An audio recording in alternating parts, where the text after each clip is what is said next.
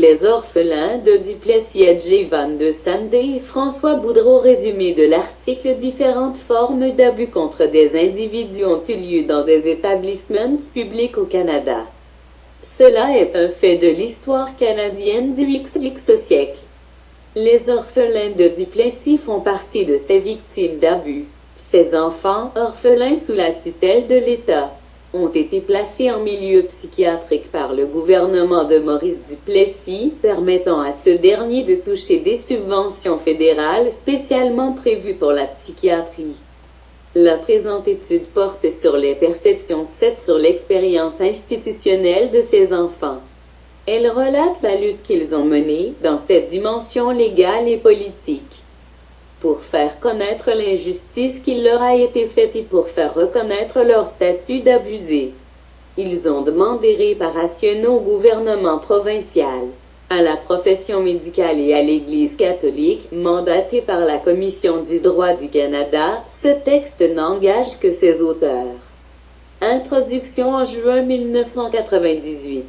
L'Institut de développement humain a été mandaté et financé par la Commission du droit du Canada, CDC, pour faire une étude sur les personnes victimes d'abus dans des établissements publics. L'objectif général de l'étude consistait à explorer les expériences et les opinions de cette victime et ce regard des démarches légales qu'elles avaient entreprises. Les objectifs spécifiques de l'étude étaient les suivants: identifier la nature et l'étendue de l'abus des enfants institutionnalisés au Canada, documenter l'information pertinente aux expériences et aux opinions des victimes d'abus institutionnels, ainsi que d'autres informateurs clés sur les options de compensation. Identifier l'éventail et la justification des options légales disponibles au Canada pour les victimes d'abus institutionnels, ainsi que la manière dont elles ont été intégrées à d'autres réponses institutionnelles, par exemple les programmes de soutien moral ou les programmes de compensation. Examiner l'efficacité des options de type compensatoire établies pour répondre aux besoins et aux désirs de solution des victimes d'abus institutionnels. Identifier les principes, les politiques et les programmes devant assurer la prévention, l'intervention rapide ainsi que les réponses les plus aptes à neutraliser l'impact de l'abus institutionnel sur les victimes. C'est en novembre 1997 que la ministre de la Justice, Madame Anna McClellan, mandatait la Commission du droit du Canada pour évaluer les moyens de réparer les sévices physiques et sexuels infligés à des enfants placés dans des établissements dirigés, financés ou parrainés par l'État, qu'il s'agisse d'internats pour enfants autochtones, d'écoles pour aveugles et sourds, de centres de formation ou d'établissements de soins de santé mentale à long terme. CDC 2000 sur une partie de cette étude portait sur un de ces groupes d'enfants, connu sous le nom Les orphelins de Duplessis, historique entre 1930 et 1964. Plusieurs milliers d'enfants québécois abandonnés, illégitimes, orphelins ou autrement confiés aux soins de l'État par leurs parents ont été élevés dans des établissements contrôlés par des congrégations religieuses catholiques. Les soins qu'on leur a accordés étaient au mieux rudimentaires. Selon les critères actuels, la discipline y était très sévère. Ces enfants ont souvent été négligés, molestés et abusés sexuellement, dépourvus d'une éducation élémentaire digne de ce nom. Plusieurs ont été qualifiés de débiles mentaux ou de retardés mentaux et placés dans des asiles où ils cohabitaient avec les schizophrènes, les déficients intellectuels profonds et d'autres personnes internées, sous la direction de la profession médicale. Plusieurs de ces enfants ont reçu des traitements normalement réservés aux psychiatrisés, électrochocs, isolation, médication excessive, etc. Ces enfants ont collectivement été appelés les enfants de Duplessis. La référence à l'ancien premier ministre du Québec, Maurice Duplessis, 1944 à 1959, vient du fait que c'est une décision de ce régime qui a créé cette catégorie d'enfants. Maurice Duplessis et son parti politique, l'Union nationale, avait une conception du rôle de l'État différente de celle du gouvernement fédéral, tout particulièrement en matière de santé et de politique sociale. Après la Seconde Guerre mondiale, le gouvernement fédéral adoptait une position favorable à l'interventionnisme politique en guise de compromis entre la bourgeoisie canadienne, d'un côté, et les classes ouvrières et moyennes, de l'autre. Cela était plus particulièrement évident dans le domaine de la santé et du bien-être social, Vaillancourt, 1988. Au même moment, le gouvernement Duplessis renversait une tendance similaire mise de l'avant par le gouvernement Godbout et maintenait une position non interventionniste, celle du libéralisme économique et de la charité privée, Vaillancourt, 1998/128. Ainsi, alors que le Canada développait son État-providence, le gouvernement de Duplessis poursuivait une stratégie non-interventionniste dite résiduelle et s'opposait à la création de l'État-providence. Duplessis appuyait en fait à la fois les intérêts de la grande bourgeoisie monopoliste du Canada et des États-Unis dans l'approche du laissez-faire économique, et les intérêts beaucoup plus traditionnels des propriétaires terriens du Québec, pour répondre aux besoins de la population québécoise en matière de santé et d'assistance sociale. Ce gouvernement a maintenu une sainte alliance entre l'État et l'Église. Duplessis laissait donc le contrôle total des établissements de santé et de charité entre les mains de l'Église. La prise de conscience de la population québécoise de la situation des enfants de Duplessis a été portée à l'attention du public québécois par les médias. Des histoires de cas ont été publiées dans des livres et plus tard portées à l'écran. La première histoire est parue dans le livre de Jean-Charles Pagé, Les Fous crient au secours, 1961, qui expose la situation des enfants dans les asiles, même si le public n'a pas tellement réagi à ce livre. Celui-ci a néanmoins provoqué l'institution d'une commission d'enquête qui a donné lieu à la publication du rapport de la Commission d'études des hôpitaux psychiatriques Bédard, Lazuri-Robert. 1962, en 1962, plus communément connu sous le nom de rapport Bédard. Ce rapport a attiré l'attention sur le fait que plusieurs enfants, abusivement étiquetés débiles mentaux, ont été institutionnalisés avec des gens qui souffraient de véritables maladies mentales. Il a largement contribué à mettre un terme à cette pratique. Même si la pratique de placer des enfants en institution psychiatrique a cessé au début des années 1960, le problème suivant demeurait. Des milliers d'enfants grandissaient et quittaient ces institutions pour la vie à l'extérieur, sans avoir bénéficié d'une éducation et d'une socialisation adéquates. Cette situation a été décrite dans le livre Ma chienne de vie, publié en 1964 par Jean-Guy Labrosse. Labrosse a publié 2 autres ouvrages sur ce thème dans les années 1970. Mais au cours des 2 décennies suivantes, on entend très peu parler des enfants de Duplessis.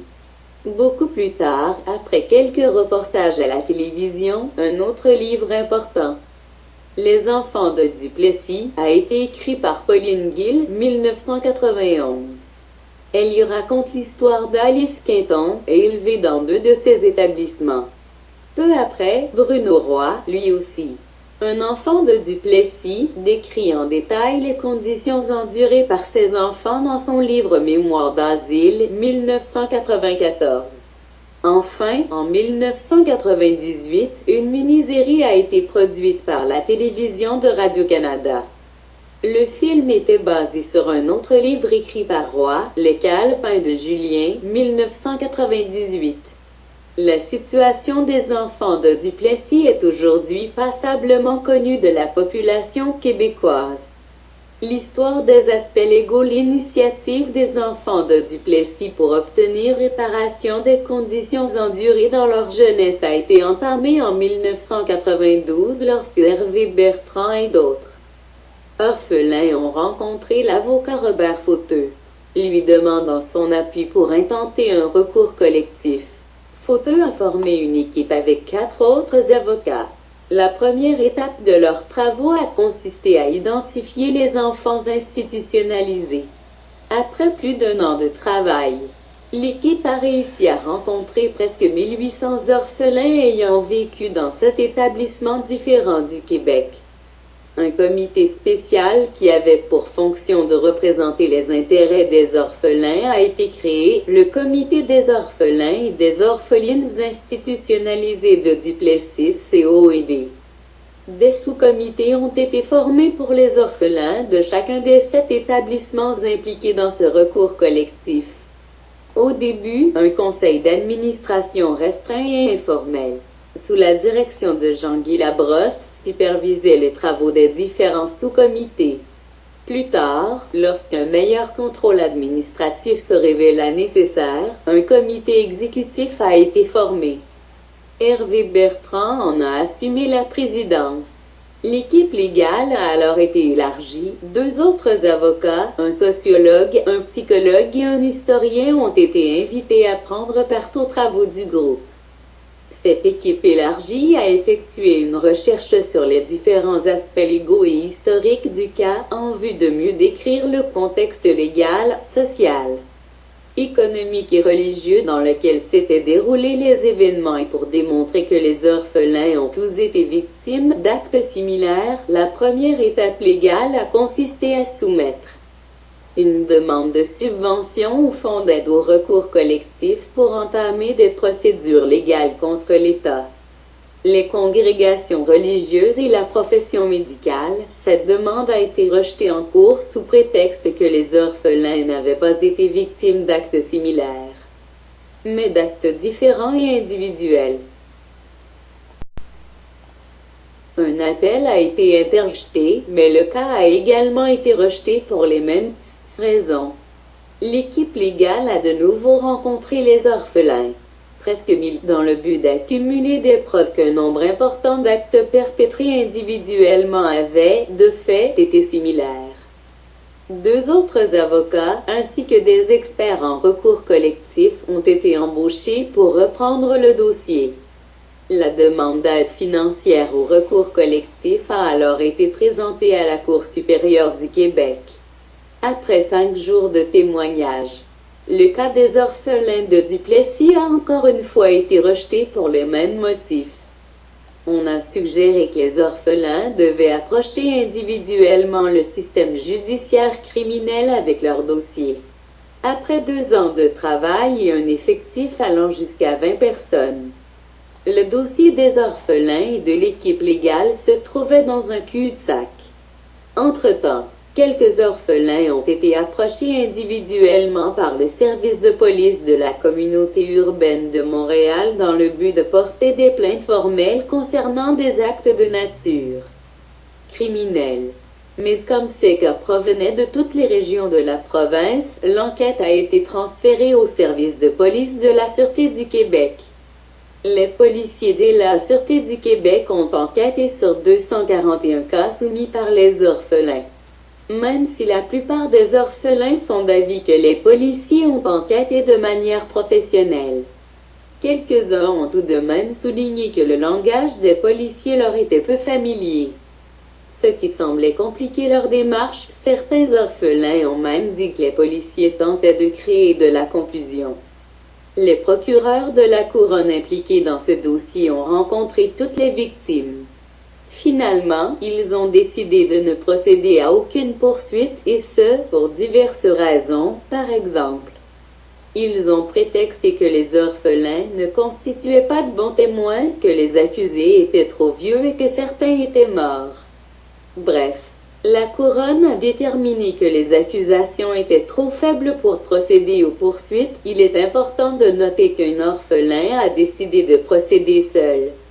Sans l'appui du bureau du procureur de la couronne, le cas en était un d'agression sexuelle et l'accusé a plaidé coupable à l'accusation. Cela a au moins permis de constater que certaines des causes étaient après tout légitimes et suffisamment solides pour que l'on procède à des accusations. En revanche, dans ce cas, il n'y a eu ni procès ni dédommagement et les résultats de la cause n'ont pas été publiés. En dépit de ce développement, Paul Bégin, alors ministre de la Justice du Québec, a annoncé en 1993 que le dossier des orphelins de Duplessis était clos, croyant qu'il ne restait pas d'autres options légales. Des représentants du COID ont approché le bureau du protecteur du citoyen. Ce dernier a fait une enquête qui a duré 6 mois. En janvier 1997, un rapport a été publié dans lequel le protecteur du citoyen a indiqué qu'il était inutile de chercher quelqu'un à blâmer. Il a toutefois formulé plusieurs recommandations, suggérant, entre autres, que les orphelins méritaient des excuses publiques de la part du gouvernement du Québec, de la profession médicale et des organismes religieux, qu'ils méritaient des dédommagements et que ces sommes devraient être mises de côté pour défrayer les coûts de programmes de thérapie pour les victimes qui en éprouvaient le besoin. Le rapport a été présenté à la Commission des institutions de l'Assemblée nationale. Cette commission de 12 membres, représentant tous les partis politiques présents à l'Assemblée nationale, a unanimement endossé le rapport du protecteur du citoyen. Très peu de temps après, le premier ministre Lucien Bouchard a indiqué publiquement qu'il voulait régler le dossier des orphelins de Duplessis. 18 mois plus tard, au moment de cette étude, le dossier était toujours en suspens. Méthodologie. Nous devions donc explorer les expériences et les opinions des orphelins de Duplessis. Nous avons procédé par une série d'entretiens à questions ouvertes, non structurées. Le canevas d'entrevue a été élaboré par l'Institut de développement humain en collaboration avec la Commission du droit, étant donné que la majorité des orphelins sont unilingues francophones. Les fiches d'information, le formulaire de consentement et le questionnaire de l'étude ont été traduits en français par le chercheur principal. En plus des données obtenues grâce aux entretiens individuels, le COID a fourni aux chercheurs des documents légaux, de la correspondance, les cassettes vidéo de la mini-série, ainsi que des articles de journaux. Les livres qui ont été écrits par les orphelins et sur les orphelins, en plus du rapport du protecteur du citoyen, ont complété l'ensemble des données. La phase de la collecte de données pour cette recherche a débuté le 17 août 1998. Au moment de la rédaction, 19 orphelins et 6 professionnels avaient participé aux entretiens. 19 entrevues ont été réalisées dont 2 par téléphone. Ce qui suit est le résultat de l'analyse des données et quelques-uns des principaux thèmes qui s'en sont dégagés.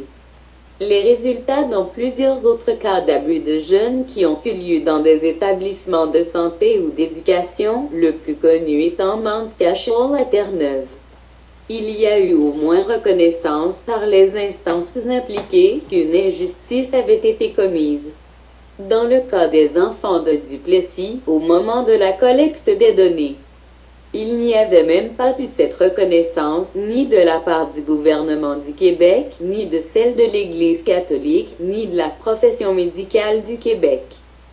Cela se reflète donc dans le thème le plus important mentionné par les informateurs qui soulignent cet intense besoin ressenti de faire reconnaître qu'une injustice a été commise.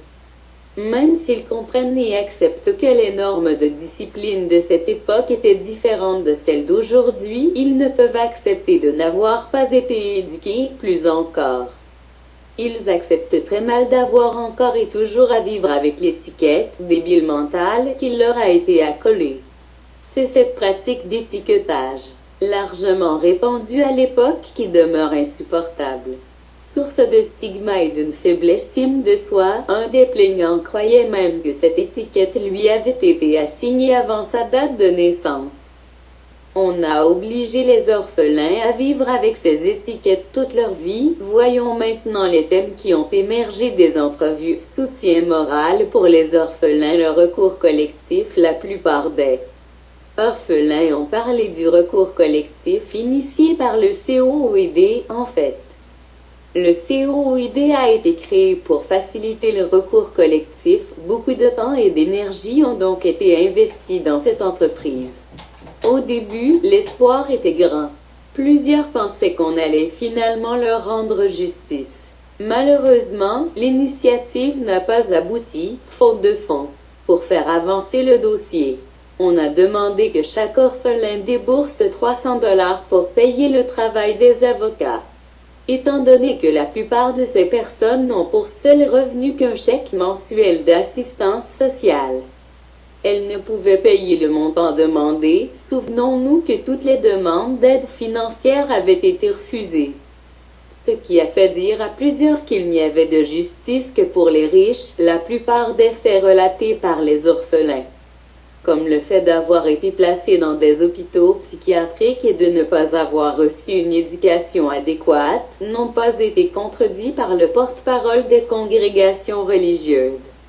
La réponse que ces dernières ont donnée tournait essentiellement autour du fait que la situation de l'époque, en particulier le manque de personnel et d'argent, les empêchait de faire autrement et que, finalement, elles ont fait leur possible avec les moyens à leur disposition. L'enquête policière. La plupart des orphelins qui ont participé à l'étude ont confirmé qu'ils ont également participé à l'enquête policière qui a eu lieu en 1992 et 1993.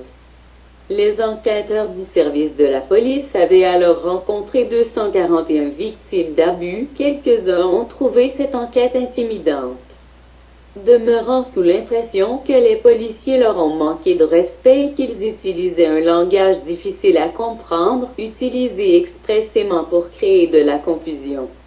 Par exemple, on a demandé à un homme qui avait déposé une plainte d'abus sexuel s'il avait été sodomisé. Comme cet homme ne savait pas ce que ce mot voulait dire, il a répondu non. Les policiers ont conclu qu'il n'y avait pas eu d'abus sexuel. La plupart des orphelins ont cependant eu l'impression que les policiers faisaient leur possible pour les aider. Ils croient même que les policiers avaient les mains liées par le bureau du procureur de la Couronne. Un informateur a décrit comment s'était déroulée une entrevue avec la procureure de la Couronne et un policier.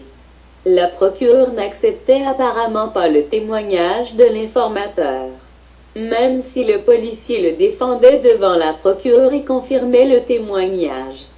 Selon l'informateur, le policier se faisait dire par la procureure de se taire. Les orphelins sont unanimes dans leur condamnation de la procureure de la Couronne responsable du dossier. Leur point de vue variait entre « elle a fait le minimum » et « elle voulait simplement protéger ceux qui étaient au pouvoir ». Les plaignants ont senti qu'aux yeux de la procureure, c'étaient eux les coupables. Un plaignant qui rencontrait la procureure dans un petit bureau s'est fait dire « Vous n'obtiendrez jamais justice dans ce cas. Si vous voulez la justice, il faut aller voir les politiciens. » Sur la question de l'abus, le porte-parole des congrégations religieuses a indiqué sans équivoque que les religieuses n'avaient jamais abusé des enfants.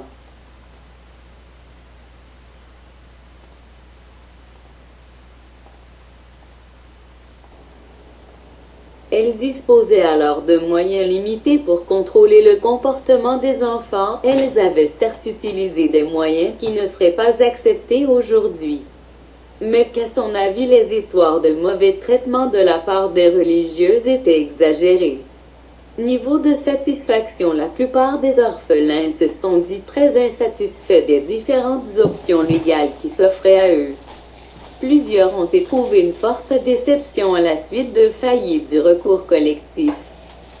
Ceux qui avaient auparavant été impliqués dans la cause étaient soit morts ou refusaient tout simplement de s'impliquer davantage dans la lutte du COID ou dans tout type d'activité se rapportant à la question des orphelins. Un orphelin a poursuivi son agresseur en cours sans l'aide du procureur de la Couronne. La plainte portait sur une agression sexuelle et l'agresseur a plaidé coupable. Mais le plaignant a été déçu des retombées de ces démarches. Le fait que l'accusé ait plaidé coupable a fait en sorte qu'il n'y a pas eu de procès, aucune publicité sur l'affaire, et que, par conséquent, les autres orphelins n'ont pu se rendre compte que justice avait été rendue. De surcroît, il n'y a pas eu de dédommagement. Nonobstant le fait que la couronne a décidé de ne pas procéder aux poursuites criminelles, ce dernier cas a confirmé que la cause des orphelins de Duplessis était juste.